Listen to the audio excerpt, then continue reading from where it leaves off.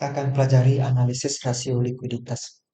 Adapun capaian pembelajaran yang diharapkan bisa menjelaskan definisi dan tujuan masing-masing rasio likuiditas, menafsirkan implikasi dari likuiditas yang baik atau buruk terhadap kebijakan dividen dan ketersediaan dana untuk investasi, merancang langkah-langkah konkret untuk meningkatkan rasio likuiditas jika terlalu rendah, menggunakan rumus-rumus rasio likuiditas untuk mengevaluasi kondisi keuangan perusahaan tertentu, mengidentifikasi faktor-faktor eksternal yang dapat mempengaruhi likuiditas perusahaan, seperti ketidakpastian arus kas atau biaya pembiayaan, mengevaluasi keaktifan langkah-langkah yang diambil oleh perusahaan untuk meningkatkan likuiditasnya, merancang model analisis keuangan yang mengintegrasikan likuiditas dengan faktor-faktor lain seperti profitabilitas dan efisiensi. Yang ke-8, mengembangkan rekomendasi kebijakan keuangan yang sesuai dengan kondisi likuiditas dan tujuan strategis perusahaan. Definisi rasio likuiditas ini suatu pengukuran terhadap kemampuan aset perusahaan untuk membiayai kewajiban atau utang jangka pendeknya.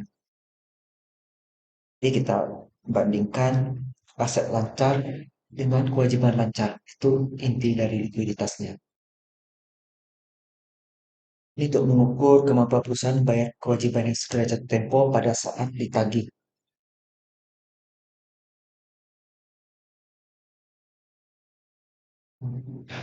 Bagi perusahaan yang memahami dan bisa melakukan analisis rasio likuiditas, berikut beberapa manfaatnya. Perusahaan dapat mengantisipasi dana yang diperlukan saat muncul kebutuhan yang mendesak. Artinya uang cash itu ada ya, liquid itu. Kemudian perusahaan dapat mempermudah para nasabah yang ingin melakukan penarikan dana. Kemudian rasio likuiditas menjadi poin penentu bagi sebuah perusahaan untuk mendapatkan persetujuan investasi atau bisnis lain yang menjanjikan. Dengan memahami rasio likuiditas ini, perusahaan diharapkan dapat membuat analisis terhadap utang dan aset yang dimilikinya untuk memperkuat cost saving dari sebuah perusahaan. Rasio likuiditas berperan vital untuk menentukan kelayakan kredit yang dilakukan pemberi pinjaman. Di situ ada tertulis istilah red flag yang ini, yaitu artinya perusahaannya nggak layak lagi, gitu, likuiditasnya buruk.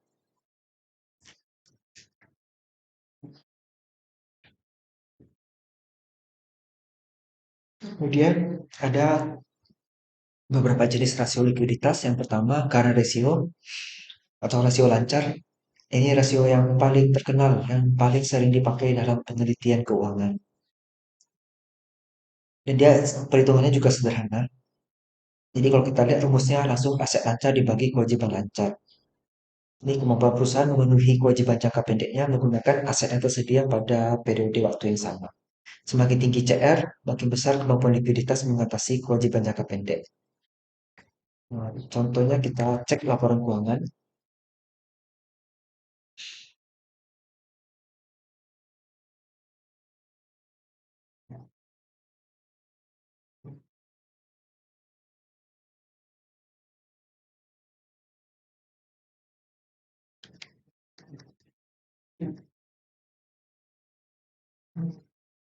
Nah, kita langsung lihat aja di sini. Aset lancarnya sekian.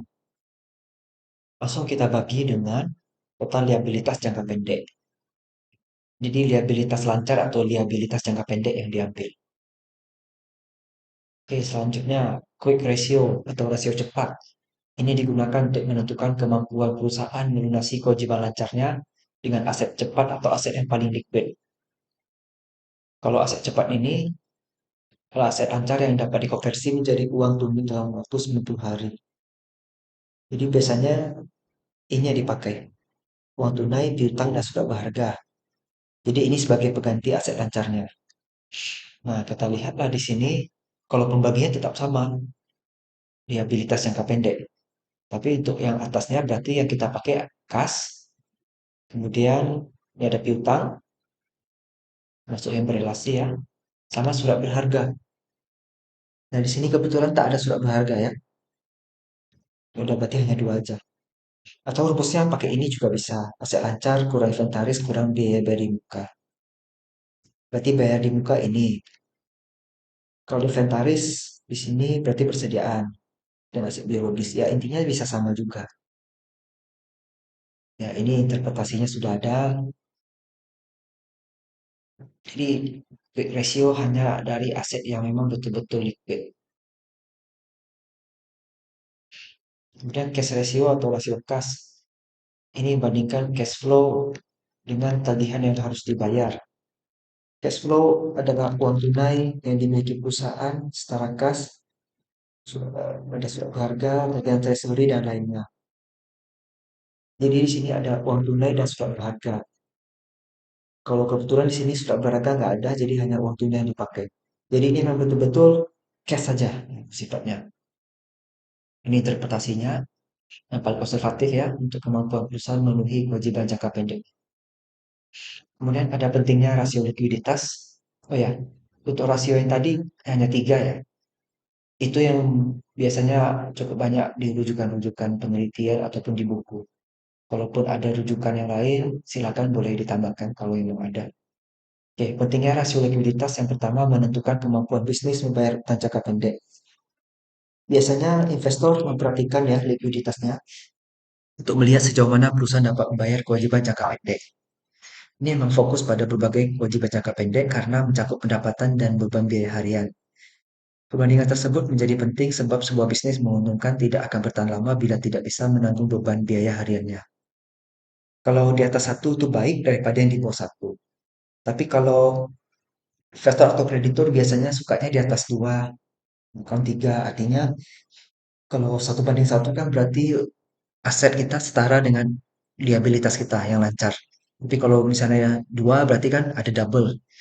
Satu dipakai untuk bayar utang, satunya masih ada sisa lebih gitu. Kalau di bawah satu, ini menunjukkan perusahaan potensinya krisis, tapi nggak semua ya. Ini semua kembali ke sektor usaha kita apa. Kemudian menentukan kelayakan kredit. Nah, kalau likuiditasnya rendah, jelas kreditur tidak mau kasih pinjaman.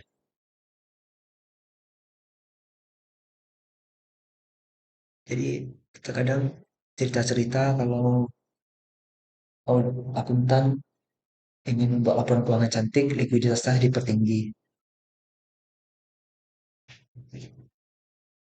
Kemudian penentu kelayakan investasi. Kalau likuiditasnya rendah berarti dia red flag. Ya berarti kan nggak bagus. Gimana mendapat uang kalau uangnya sendiri dalam bentuk cash tidak ada gitu. Nah, tapi kalau misalnya terlalu tinggi itu juga bahaya. Misalnya likuiditasnya sebesar 8,5. Dia memang tidak punya masalah untuk bayar tagihan jangka pendek. Tapi aset liquid jumlah besar berarti uang cashnya terlalu besar. Kalau uang cash terlalu besar berarti uangnya tidak diinvestasikan dan dia juga kurang produktif.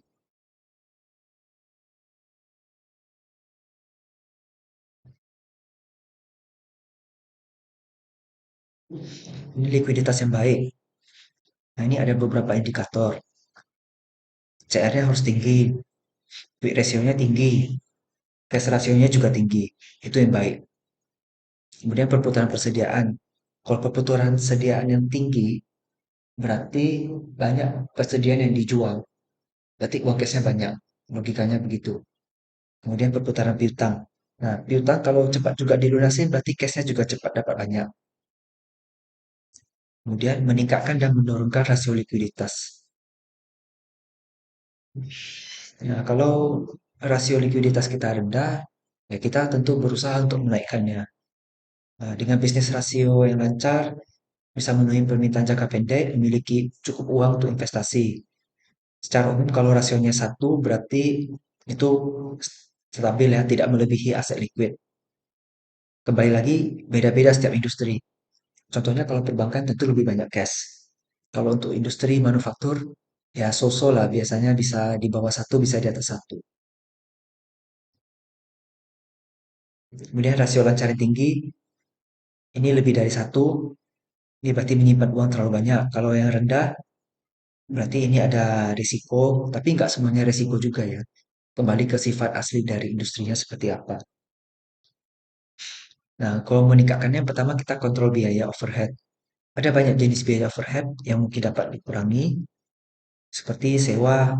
Ya, kalau bisa dikurangi biaya sewanya, jadi uang kas kita masih ada lebih gitu, melalui negosiasi perbelanjaan. Jadi untuk biaya utilitas, biaya asuransi juga bisa kita kurangi kalau memang memungkinkan. Jika perusahaan memiliki neraca jalur kertas, beralih ke digital. Ini bisa hemat waktu dan uang juga. Kemudian, jual aset yang tidak perlu.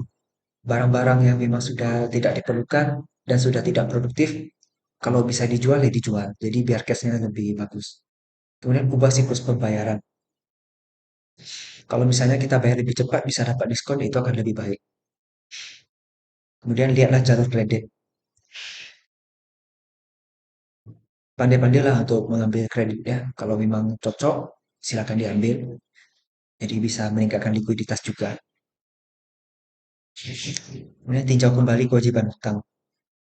Kalau kita punya banyak utang jangka pendek, apakah itu bisa dialihkan ke utang jangka panjang? Jadi pembayarannya bisa jadi lebih rendah. Tapi kalau kita mengalihkan utang jangka panjang ke utang jangka pendek, ini pembayaran bulannya jadi akan lebih tinggi. Jadi kas kita akan keluar banyak, jadi kurang liquid. Nah, ada kalanya rasio likuiditas ini terlalu tinggi dan perlu diturunkan. Nah, cara menurunkannya meningkatkan penggunaan aset tidak liquid. Kita alihkan uang tunai ke aset yang kurang liquid seperti persediaan atau aset tetap. Tapi kan sebenarnya tidak merugikan juga ya, karena persediaan kan bisa untuk dijual dan aset tetap itu dipakai untuk produksi. Kemudian menambah kewajiban jangka pendek, kita oke lah sistem utang bank atau utang dagang.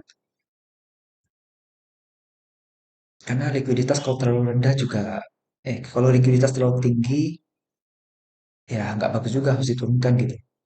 Kemudian mengurangi kas, kemudian penjualan, meningkatkan penjualan kredit, kemudian investasi proyek jangka panjang, ya ini umum ya. Nah, kalau bicara likuiditas, ada satu lagi partnernya yang sering di beda konsepsi, itu namanya solvabilitas. Solvabilitas ini materi pertemuan berikutnya, tapi nggak apa-apa kita singkat aja di sini. Kalau solvabilitas itu untuk memenuhi komitmen keuangan jangka panjang. Kalau likuiditas itu khusus jangka pendek. Intinya begitu. Jadi dari tiga paragraf ini itu kesimpulannya. Nanti untuk solvabilitas lebih jelas di pertemuan berikutnya. Kemudian faktor yang mempengaruhi likuiditas. Ada cost of external financing. Ini berkaitan dengan biaya yang dikeluarkan oleh suatu perusahaan bila perusahaan menggunakan dana yang berasal dari luar perusahaan. Ini bisa menghadapi asimetri informasi.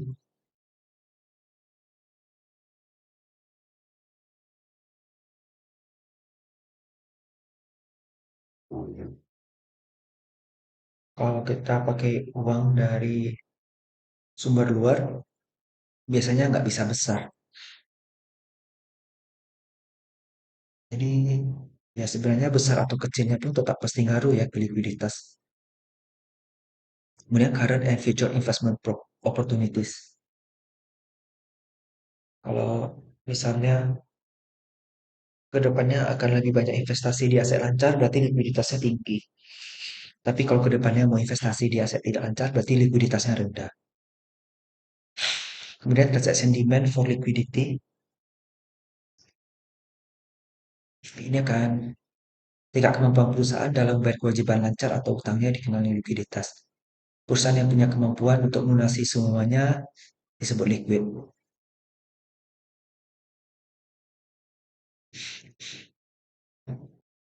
Ini tergantung permintaan transaksinya ya. Apakah transaksi itu bisa dibayar dalam 1 tahun atau misalnya lebih dari 1 tahun juga boleh, tergantung permintaannya. Kemudian cash flow uncertainty, namanya bisnis arus kas tidak bisa pasti ya. Pasti ada gejolak, bisa naik, bisa turun. Jadi ini akan mempengaruhi likuiditas juga. Kemudian faktor yang dipengaruhi likuiditas. Kemampuan pembayaran utang. Likuiditas yang baik memungkinkan perusahaan untuk bayar dengan mudah utang jangka pendeknya. Kemudian efisiensi operasional. Likuiditas baik meningkatkan efisiensi karena perusahaan memiliki lebih banyak kas yang tersedia untuk biaya operasi sehari-hari. Kemudian ketersediaan dana untuk investasi. Kalau likuiditasnya tinggi berarti dananya banyak untuk investasi di proyek baru, bisa ekspansi bisnis juga. Kemudian kebijakan dividen, likuiditas. Kalau tinggi, berarti uang cashnya bisa dipakai untuk bayar dividen. Kemudian kinerja saham, kalau investor memandang positif perusahaan yang liquid ya. Jadi kalau perusahaannya likuiditasnya bagus, harga sahamnya juga akan ikut bagus. Kemudian peringkat kredit. Ini jelas kalau likuiditasnya bagus, peringkat kreditnya juga bagus. Kemudian pengelolaan risiko. Kalau likuiditasnya bagus, dia minim risiko karena uang cashnya banyak. Jadi bisa untuk menangani berbagai hal. Bisa menangani berbagai ancaman risiko yang datang ke perusahaan. Misalnya, tiba-tiba harga bahan baku naik, kita tidak bisa berhenti produksi. Karena uang cash kita banyak, ya kita bisa beli bahan baku. Jadi tidak ganggu produksi. Nah, di sini ada beberapa kesimpulan tentang rasio likuiditas. Dan ini ada beberapa pertanyaan diskusi untuk bisa memahami materi ini lebih lanjut.